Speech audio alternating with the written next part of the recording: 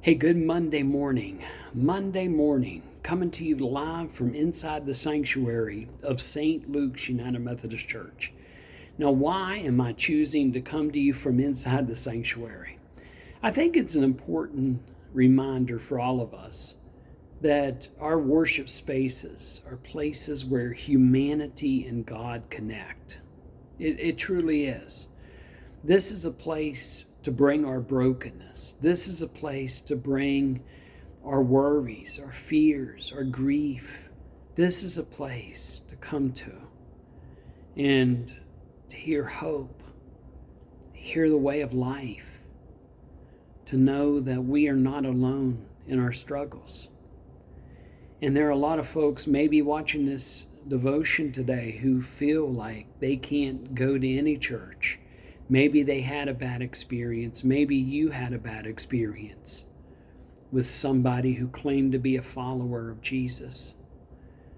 And I've been in leadership in different capacities in 31 years of ministry. And several years ago, I was at a meeting in one of the larger cities of West Virginia. I was there to talk and to network and to share how we can help our communities, because I think that's important. You're not just a pastor of a church, you're the pastor of a community. And you're not just there to serve the people that look like you, worship like you, talk like you, dress like you, believe like you. You're there to be the hands and feet of Jesus. And so I was in this larger city, and the parking lot at the place was packed because, again, it was one of the larger cities. So I had to park in a different area and walk over to where the church was located. So we broke for lunch. We had a great morning. We were talking about and sharing different ideas. And so when we broke for lunch, I had to walk back to my vehicle to get something out of it. While I'm there and getting what I need to get and then leaving to go back to the church, I was approached by a gentleman who asked if I had $5. $5. And I said, "What do you need $5 for?" He said, "I'm hungry and I wanted to get a sandwich and a drink." And I shook my head and I said, "Well, I'll tell you what, I can do better than that. How'd you like to come and have lunch with me?" And he was like, "Are you serious?" And I was like, "Seriously, yes." He said, "I would love to, man. Thank you." See, he was really hungry. And oftentimes when somebody asks for money, we always think, well, they want drugs or they want alcohol or they want to waste or whatever. But oftentimes when they ask you for the money, you need to give them the opportunity to share their reality. His reality was he was hungry. So I invited him to the church. After all, we were there to talk about how to reach out to our communities, how to make a difference. Even though I wasn't the pastor in that church or from that community itself, I know what Jesus called me to do. So I welcomed him, I invited him, and we introduced each other. We learned our names, and we were just having a great conversation as we walked to the church and inside the area where the food was being prepared. And the first thing that happened, one of the locals said to him, pointed their finger, "You are not welcome here." Now, my spirit crumbled when I heard that. I don't know what their relationship was. I don't know what he had done in the past. I didn't know his story. I just knew that he was hungry. And I told everyone there, he was my guest.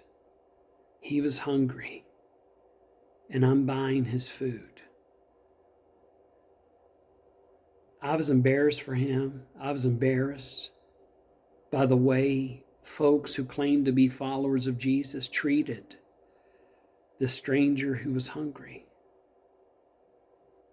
He and I grabbed our lunch, and instead of staying where he was not welcome, we went out to the parking lot and we had lunch together.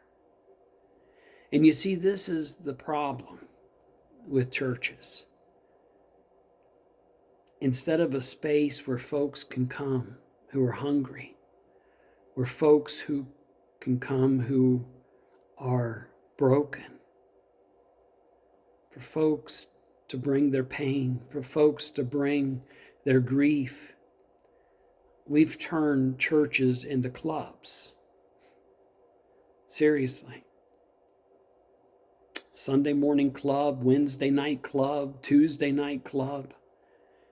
And we hang around the same people. We have our own cliques. And most of the time, our churches are disconnected from what's really happening in our communities. I'm sharing this with you because I want all of us who claim and profess to be followers of Jesus to be real about it.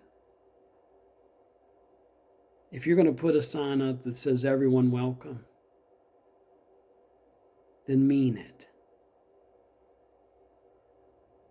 When I heard the words, "You are not welcome here," to somebody who was hungry, yeah, he may not have had the greatest reputation. He may have done harm in the past. But in that moment, he was hungry. And not only was this an opportunity to feed him, it was an opportunity to show this stranger the love of Jesus. And there are a lot of folks in every community who are hungry, physically and spiritually. Let's feed them. Hey, this is Pastor Bill from St. Luke's United Methodist Church, Harrisville, West Virginia, Ritchie County, West Virginia, wherever you are. I hope you're happy, I hope you're healthy, and I hope you're safe. Have a great day, everybody, and God bless.